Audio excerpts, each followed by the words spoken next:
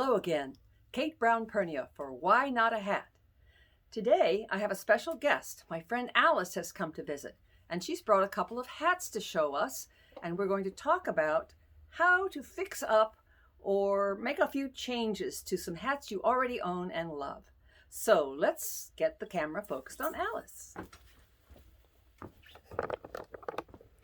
Here she is. Hi. Alice, show us Gosh. That's my dog Tasha. She likes to be in on the game, right? So Alice was show me the hats that you showed me the other day when I was at your house. I'd be happy to do that. You know, I feel so fortunate to have the wonderful neighbor that I have in Kate, a wonderful neighbor and friend. And I have had these hats for years. And there's a little story behind each one.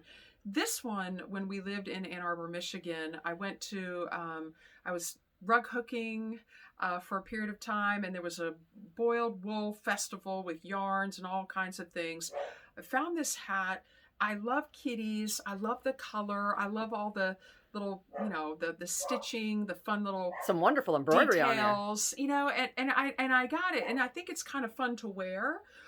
So of course I get the hat, but the thing about this hat is the boiled wool. I didn't really think about like wearing it for a period of time. It's fun right now, but after you wear it for a while, it gets itchy. So the itchiness, I just want to, it would be better to have a better lining because it would rub on my forehead. We have a solution for that, Alice. Of course we do. Let me You're show Kate. you. Let's see what we can do about fixing this hat for you. Thank you. You want to take it off and we'll put it on the work table? Yeah. Let's move those others out of the way for the Sure. moment. Now, when Alice told me about her problem with this adorable little hat, look at these wonderful little details. Oops. Don't miss the little fish. Yeah. Oh, yes. Here's the little fish. And the glass. And the glass fish here. Details matter. Absolutely. So I said, no problem. All we have to do is put a little lining in this hat. So I went through my fabric stash, and of course, everything's sort of out of reach here. And I found this nice brown cotton, very soft and very comfortable on the skin. You want to feel that? Yeah. Much better than that wool. Yeah. So here's what you do. You take your tape measure and you measure your hat from the center of the crown all the way down to the depth. So it's about 7.5 inches from the center to the end of the brim here. And then you add an inch, 1/2 inch for the top seam and 1/2 inch for the bottom. And I'll show you what we're going to do. Also, you need to measure around the inside of the hat so you can see how long a piece of fabric you need. There you go, like that. So here's what we're going to do. Did you like my hand modeling there? Yes, very you. nice. So I took a piece of, this is just a sample. We used a longer piece for the lining. But what you do is you fold under 1/2 inch on one side and press it with your iron. And then you take your needle and thread. Here's one that's already.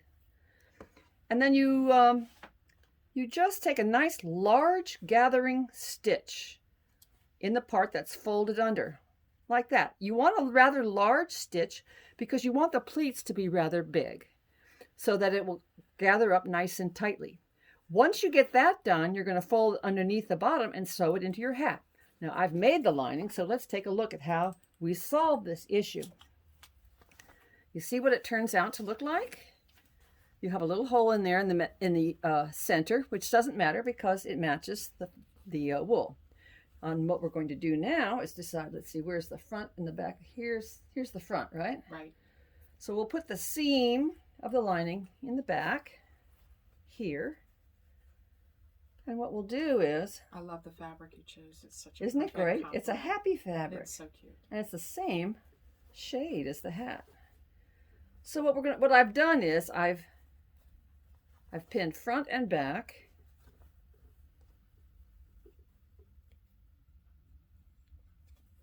And then east and west.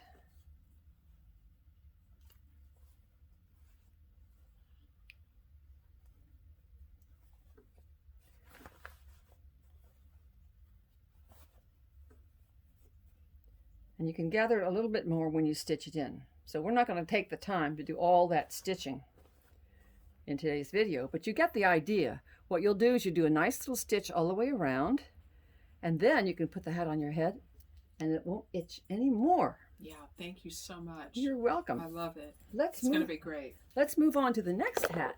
Sure. Tell me about this one.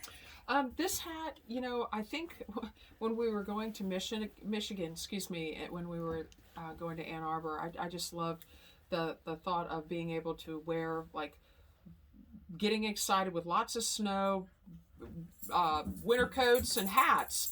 I got this hat, and you know, I love it. It doesn't have the same problem as the previous hat. It's got a nice lining. It's not itchy or anything like that. I had it actually to go with a coat my mom had given me, like an old black mohair coat. I had some black wool braiding matching and added to the coat. Anyways, back to the hat. I haven't worn this for many years. It's a great hat, but it needs some life to it. It's just, you know, it fits plain, well. maybe? It is. It's just, you know. They won't be able to see because the camera's sorry. on the table. Yes. Well, then we'll just keep it right there. But it's a great hat. I just feel like it needs a little spice and a little happy. Va-va-voom, It right? needs a little va-va-voom. Well, I had this idea because I love this hat. I think it's great. It's made in Canada, where they know how to make a woolly hat. But guess what? I've got something that I think will jazz this hat up. Well, of course you do. What do you think about adding a few I fun, adore colorful balls They're to it? joyous. Yes. Let's try doing that. Now, do you use this band? That's the front. That's the front. Yes. Okay. But I don't know. I mean, should I be doing something different? No, it's fine. Because the reason I ask is because normally a lady's hat is trimmed on the right-hand side of the hat. So that's why I ask. So why don't we take some pins? Okay. I'll give you the longer ones and take a few of these felt balls. Just pick whatever color interests you. Yeah. And we'll pin them onto the hat, and I'll show you. Okay. Now, you could, of course, get out your hot glue gun or your Fabri-Tac glue, but you know me, I'm not crazy about using glue too much, especially for a trimming situation, because if you get tired of these little balls later I put them on a crown too? sure. I can put them anywhere, right? You can put them anywhere you want. It's your hat. Yeah, this is true, but So anyway, so the reason you don't want to glue your trim on is because you may change your mind in a few months or in a few years. You might want to change out the trim to something else. And if you've glued them on, you've marked your fabric. Yeah. And so then you always have to deal with that little stain that the glue has left. So this is a very simple kind of thing to do. Let's... I'm getting carried away. That's okay. It's your hat. You get to do that. Can I just start with this, Kate? Wherever you want. Okay. I'm going to show you how to secure those right onto the hat. Easy peasy. Okay. I've got here a needle and thread, nice long strong thread. And what I'm going to do is just take a little stitch into the hat, through the hat fabric. You see that? Mm-hmm.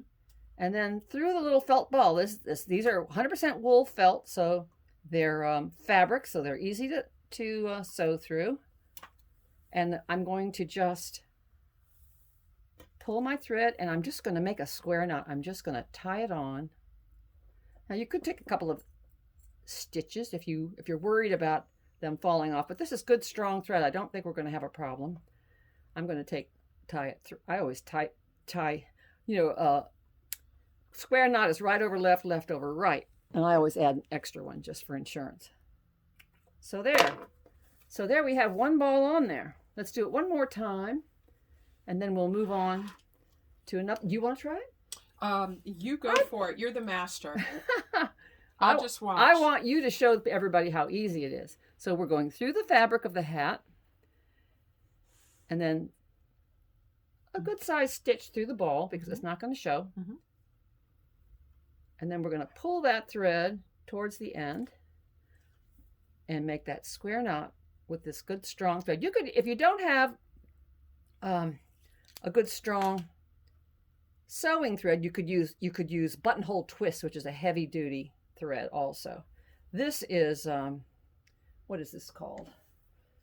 This right here? Yeah.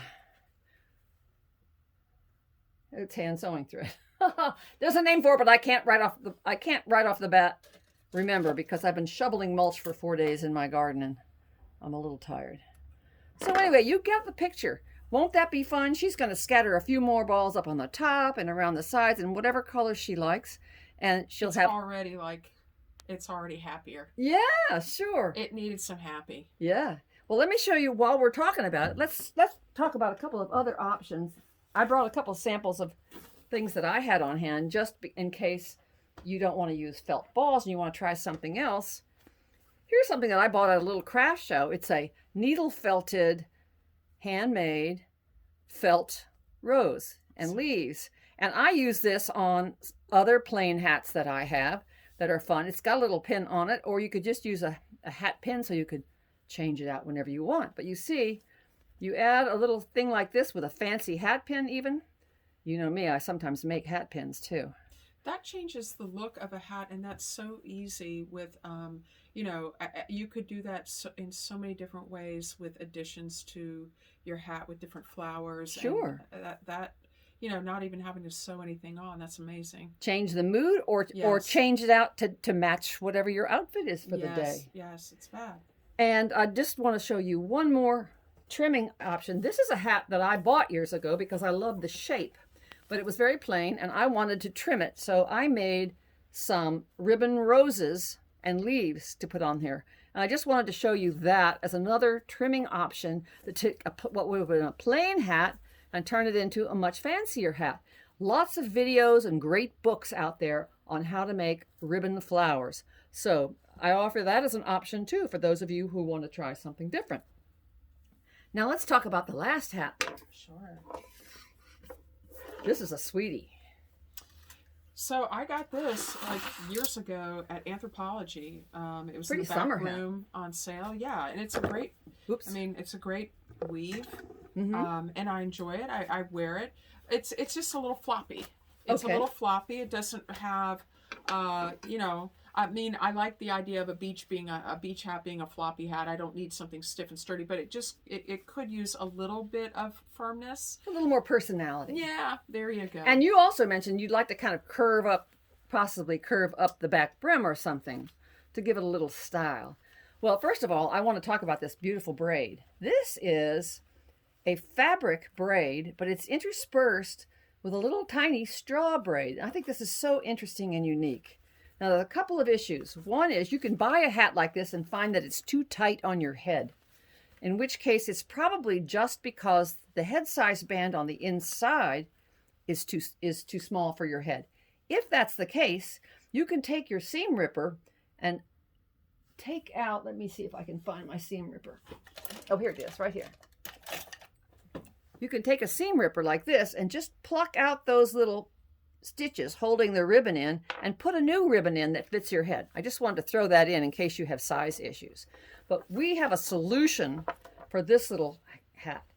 To make the brim less floppy and give it a little more personality, I told Alice all we need to do is put a little wire in the edge. Now there are lots of ways to do that. I have a little piece of millinery wire here. I used number 19, which is the heavier weight, because I know she wants to sort of curve that brim up in the back. So I wanted to give it a little more strength. What I did was I measured the circumference of the hat and added an inch and overlapped that inch in the back, wrapped it with the tie wire like we've done in many videos. And what we're going to do is pin this right on to the hat. I'm using the overlapped area right in the center back of the hat. We're going to do this. And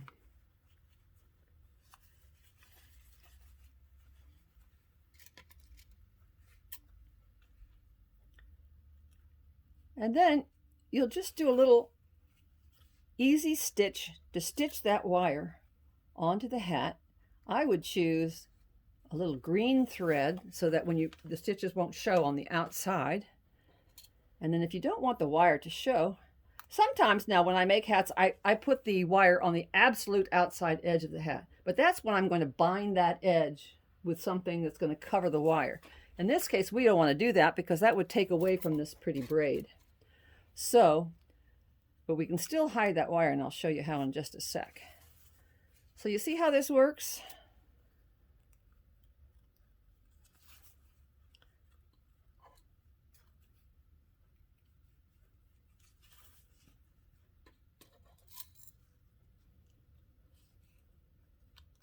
Be good if I gave my arthritic hands to work.